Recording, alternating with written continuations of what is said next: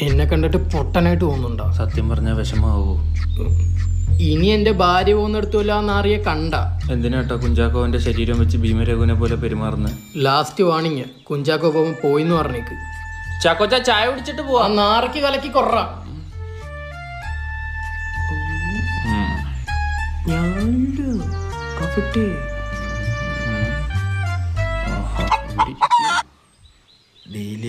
പിന്നെ 50 കോടിയുടെ ബിസിനസ് ഡീലല്ലേ ഞാൻ അവിടെ നടത്തിയത്. സത്യത്തിൽ എന്നെ ആ കുട്ടി വശീകരിക്കാൻ നോക്കി, എനിക്കൊന്നും അറിയില്ല.